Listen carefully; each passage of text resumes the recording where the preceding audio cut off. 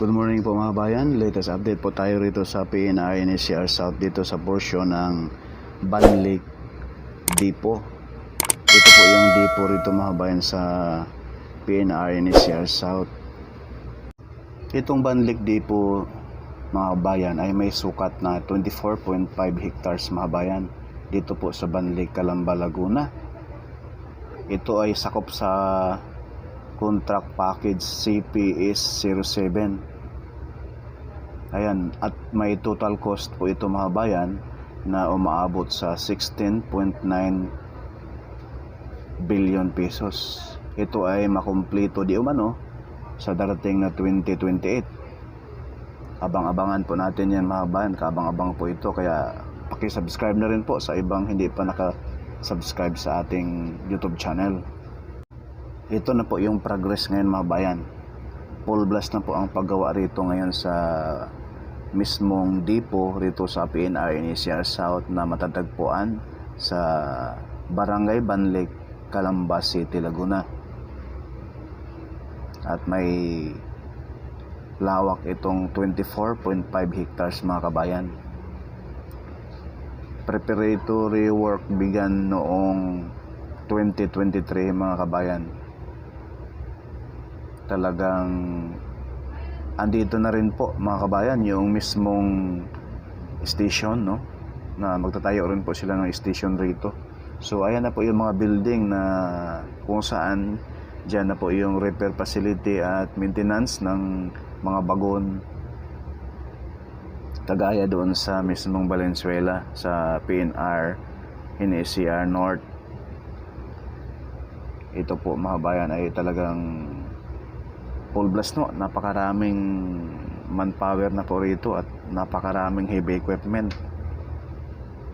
Paki-share na rin po para malaman ng ating mga bayan yung progress dito sa PNR NSCR South, Banlik, Calamba, Laguna.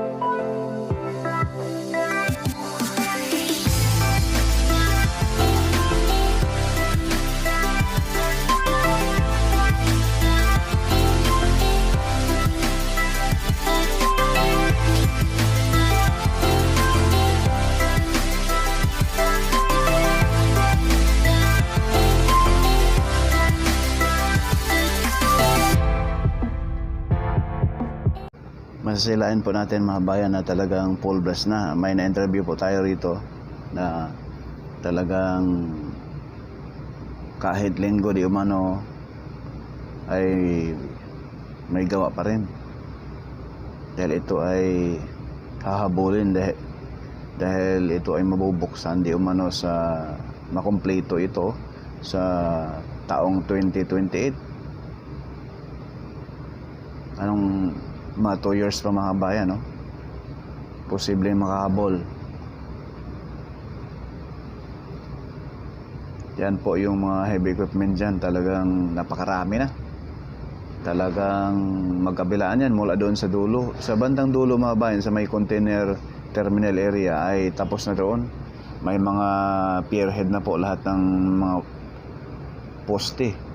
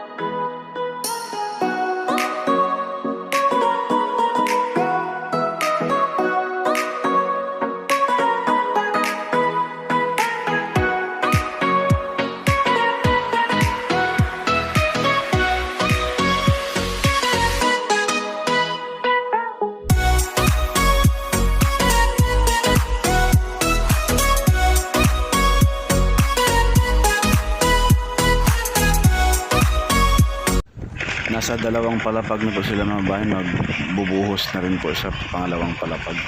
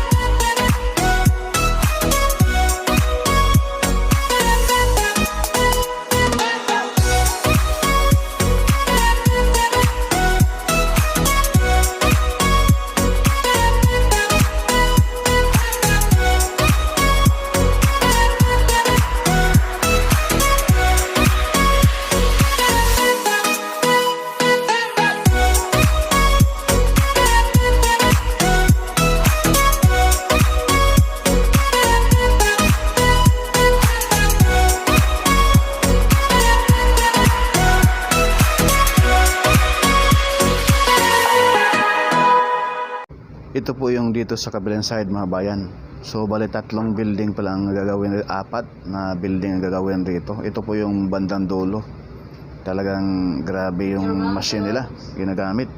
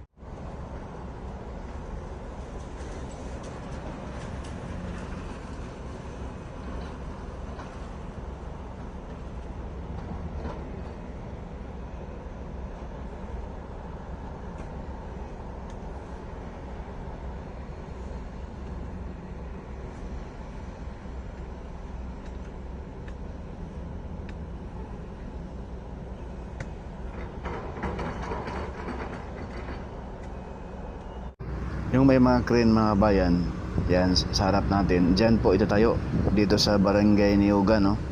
Cabuyao, Laguna, ang new PNR station. Ayan po yung may mga crane na mga bayan, nag-start out po sila. Mag-start po sila maglagay rito ng new Cabuyao PNR station. Kaya andyan na po yung mga crane, kaya abangan po ninyo yung ating susunod pang mga update rito sa portion na ito mga bayan. Dahil dito yung pinakabagong PNR station ng Cabuyao na elevated na siya. Hindi na tulad dati na binabaha. Ngayon ay nasa taas na po. Kagaya na po ito sa MRT at LRT. Sana all. Ayan po yung launching gantry. Ito po yung pinakaunang launching gantry mga bayan na naglalatag ng cemental box girder dito po sa south. So halos makarating na po ito sa mismong pamantasan ng Cabuyao.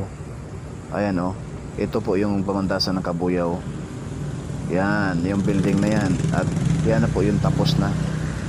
Kung saan yung pangalawang launching gantry ang naglatag dyan ng cemental box girder, yung kulay blue, na kung saan nasa tapos na rin po doon sa boundary ng Cabuyao at Santa Rosa. So ito na po yung barangay Katapatan ng mga kabayan. Patawid na, papunta na roon sa pamantasan ng Cabuyao.